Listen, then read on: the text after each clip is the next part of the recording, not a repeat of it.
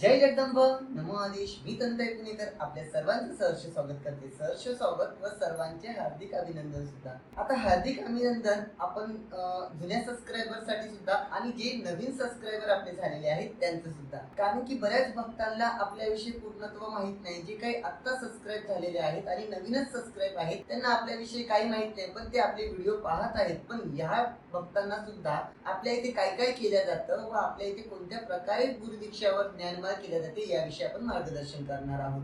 मुळात म्हणजे बऱ्याचदा गुरुदीक्षाविषयी आपल्याला बरेचसे कॉल येतात की ताई आम्हाला गुरुदीक्षा घ्यायची आहे, ज्ञानमार्ग करायची आहे, ज्ञानमार्ग करायचा आहे. मग ज्ञानमार्ग हा कसा केला जातो, ज्ञानमार्ग कशी केली जाते आणि गुरुदीक्षा म्हणजे काय व ते केल्याचा फायदा काय व तोटा काय हे तुम्ही आम्हाला सांगा. याविषयी आपल्याला बरेचसे कॉल येतात व ते बरेच भक्त विचारतात आम्हाला देवीचा संचार येतो, या देवी देवतेचा अंगात वारं येतं, मग ही वारा आल्यावर आम्ही गुरुदीक्षा घेऊ शकतो का, किंवा जर आम्ही वारं नसेल तर गुरुदीक्षा घेऊ शकत नाही का, व गुरुदीक्षा म्हणजे काय याविषयी आपल्याला बरेचशा लोकांचे प्रश्न आहेत. या प्रश्नांसाठी आज आपण हा व्हिडिओ खरं तर करत आहोत. जी नवीन सबस्क्रायबर आणि जे जुने सबस्क्रायबर म्हणजे नवीन सबस्क्रायबरला आपल्याविषयी पूर्णत्व काही माहित नाही त्यांना ही माहिती करून द्यायची आहे आणि नेमकं जुन्या सबस्क्रायबर आणि सर्व सबस्क्रायबरला सुद्धा सांगायचं आहे म्हणजे ज्ञानमाळ म्हणजे काय. बऱ्याचदा असं होतं ज्ञानमाळ म्हटलं म्हणजे गुरुदीक्षा म्हणजे गणमाळ जर उच्चार केला, गणमाळ हा शब्द बोली भाषेमध्ये येतो गणमाळ. ज्ञानमाळ हा शुद्ध भाषेमध्ये आला ज्ञानमाळ म्हणजे ज्ञानमार्ग.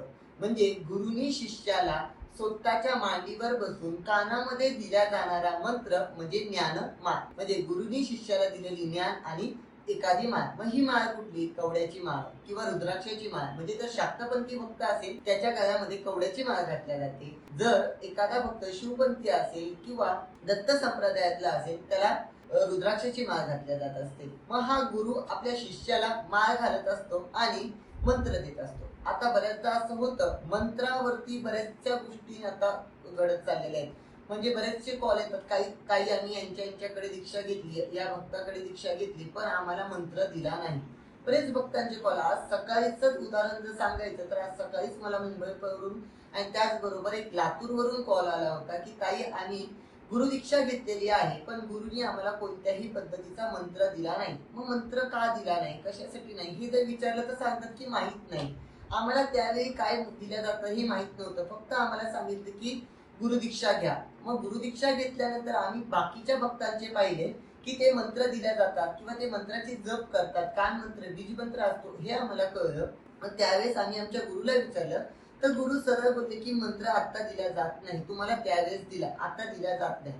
मग भक्त म्हणतात की त्यावेळी पण दिला नाही किंवा आम्हाला समजला नाही, मग आम्ही आता काय करायचं. तर ज्ञानमाळ आणि कान मंत्र हा का घ्यावा व ज्ञानमाळीची काय आवश्यकता आहे म्हणजे गुरुदीक्षेची काय आवश्यकता आहे हे आपण सांगणार आहोत. सर्वात महत्वाचं म्हणजे मनुष्य देहाचा जन्म जेव्हा आपण घेतो म्हणजे मनुष्य देहामध्ये आपण जेव्हा येतो तेव्हा एखाद्या शरीराला गुरु करण्याची आवश्यकता असते. म्हणजे मनुष्याला जर गुरु नसेल तर त्या देहाचा म्हणजे त्या जन्माचं सार्थक झालं असं म्हणत नाही. बऱ्याचदा सगळ्या पंथामध्ये असंच आहे. म्हणजे कोणताही पंथ पाहिला तर त्या पंथामध्ये गुरु शिष्य परंपरा असते. म्हणजे गुरु करून शिष्य त्या गुरुकडून मार्गदर्शन घेत असतो. देवी देवतेचं अथवा इतर कुठल्या गोष्टीचं तो मार्ग त्या गुरुकडून घेत असतो. त्याच पद्धतीने आपण मार्ग गुरुकडून काय घ्यावा आणि ज्ञानमाळ म्हणजे काय कशी करावी हे समजून घ्यायचं आहे.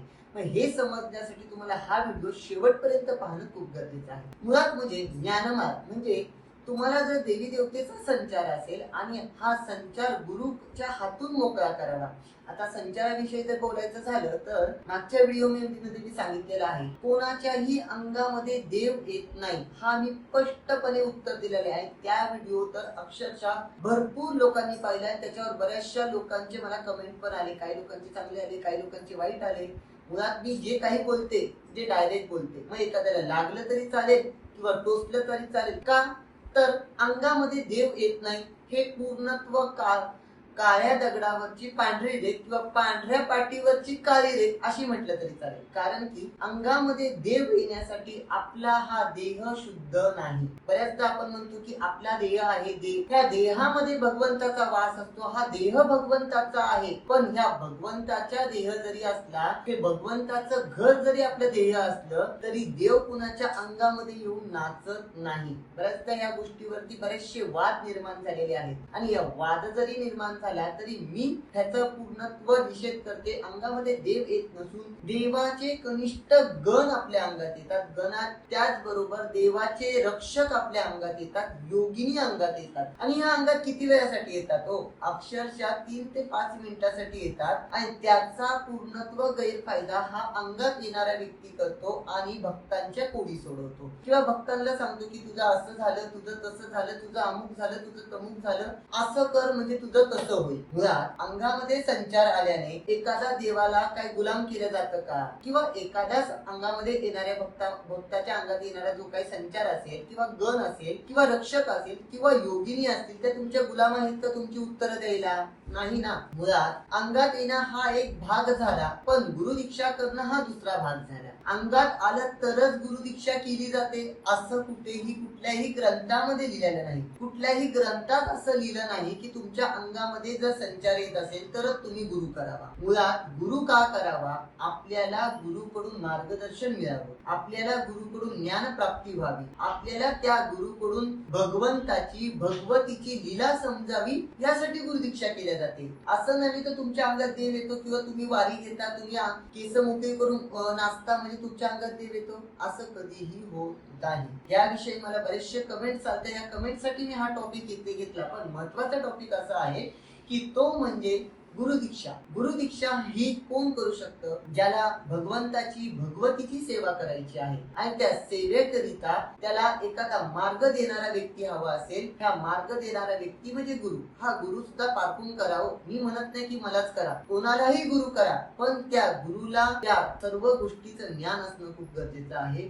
गुरुला त्या भगवतीचा मंत्र, भगवंताचा मंत्र योग्य देता आला पाहिजे, म्हणून तुम्ही गुरुदीक्षा करा. आणि गुरुदीक्षा करताना तुम्ही कुठल्याही पद्धतीच्या प्रमाणे, म्हणजे बरेचशा वेळेस असं होतं की महाकाली किंवा काळूबाई किंवा अनेक देवी देवतीची गुरुदीक्षा करताना आत्ताच पद्धतीने म्हणजे डायरेक्टली कोंबडं बकर अक्षरशः देवाच्या समोर कापल्या जातात. तर ह्या गोष्टी टाळा. म्हणजे तुम्ही गुरु दीक्षेची परंपरा करत आहात, गुरु शिष्याची परंपरा करत आहात, तिथे कोंबडं बकर कापणं हे थोडंसं टाळलं पाहिजे. आपण गुरुकडून ज्ञानमार म्हणजे गुरुदीक्षा घेत असतो, गुरुकडून मंत्र घेत असतो आणि मंत्र हा कुठल्याही पद्धतीचा रक्ताचा डाग लावून घेणं चुकीचं आहे. म्हणून गुरुकडून तुम्ही मंत्र घेताना योग्य मंत्र घ्या. त्या गुरुला तुम्ही पूर्णपणे ओळखा, त्या गुरुच्या सानिध्यात तुम्ही काही दिवस राहा, त्या गुरुकडून तुम्हाला काय मिळू शकतं ते पहा आणि मग त्या गुरुकडून दीक्षा घ्या. मग गुरुलाही असं सांगा मी तुमच्याकडून दीक्षा घेणार आहे, पण मी तुमच्या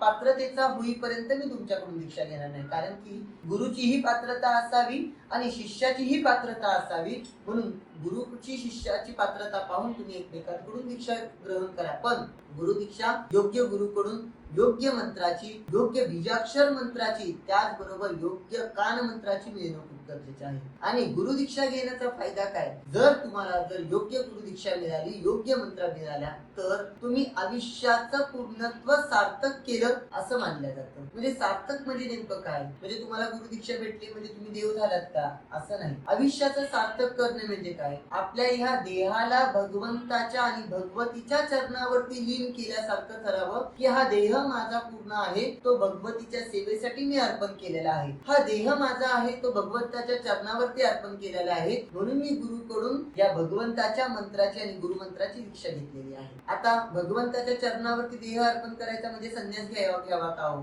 नाही. कुठल्याही गोष्टीचा संन्यास घेणे म्हणजे भगवंताच्या चरणात लीन होणं असं नाही. म्हणजे परमार्थ करून प्रपंच केल्यासारखा. म्हणजे आपल्या जबाबदाऱ्या, आपलं कर्तव्य, आपल्या कुटुंबाचं सर्वस्व पालन पोषण करून, गुरुच्या आज्ञेचं पालन करून भगवतीची सेवा करणं, भगवतीच्या नामाचा जप करणं म्हणजे गुरुदीक्षा आहे. आलं लक्षात? यासाठी सर्वांनी जर गुरुदीक्षा घ्यायची असेल तर आपल्या गुरु व्यवस्थित चॉईस करा. गुरुला चॉईस करताना स्वतः त्या गुरुच्या परंपरेनुसार व्हा, गुरुच्या आज्ञेचं पालन करा व गुरुला आपलं एकनिष्ठ आपलं पूर्णत्व देह अर्पण करून टाकावा की मी जो काही देह धारण केलेला आहे हा गुरुच्या चरणावरती सोडलेला आहे आणि या देहाला परमात्मापर्यंत पोहोचवण्याचं काम माझा गुरु करणार आहे. अशा पद्धतीने त्या गुरुच्या सानिध्यात राहा, गुरुची सेवा करा, त्याचबरोबर गुरुने दिलेल्या मंत्राची साधना करा, जेणेकरून तुमच्या आयुष्याचं कल्याण होण्यास कुठेही कमी पडणार नाही. अंगामध्ये संचारच येत असेल तरच गुरुदीक्षा घ्यावी असा कुठेही अट्टहास धरू नका. पण ज्या कुठल्या भक्तांना आपल्याकडून जरी गुरुदीक्षा घ्यायची असेल तर अशा भक्तांसाठी आपला कॉन्टॅक्ट नंबर आहे 9322161699 9322161699 या नंबरवरती कॉल करा. कॉल करून आपल्या गादीवरती भेटून जावा आणि गुरुदीक्षेची बुकिंग सुद्धा केली तरीही चालेल. आता सध्या नवरात्र सुद्धा येणार आहे. नवरात्रामध्ये आपण मुंडाबा म्हणजे महाकालीच्या माळेची सुद्धा दीक्षा चालू आहे. ज्याला कोणाला घ्यायची असेल त्या लोकांनी आपल्या दिलेल्या नंबरवरती कॉल करावा. त्याचबरोबर व्हिडिओ सर्वांनी शेवटपर्यंत पाहावा. त्याचबरोबर शेवटी लाईक करा, सबस्क्राईब करा. त्याचबरोबर माझ्या चॅनलच्या सबस्क्राईबच्या बाजूला असणारी घंटा म्हणजे आपण मंदिरामध्ये गेलो तसं मंदिरामध्ये घंटा वाजवतो त्याच पद्धतीने माझ्या चॅनलची घंटाही वाजवायला विसरू नका, जेणेकरून माझे नवनवीन व्हिडिओ तुमच्यापर्यंत लवकरात लवकर पोहोचतील. तर सर्वांना जय जगदंबा, नमो आदेश. सगळ्यांनी भगवतीचं नाव घ्या आणि खुश राहा.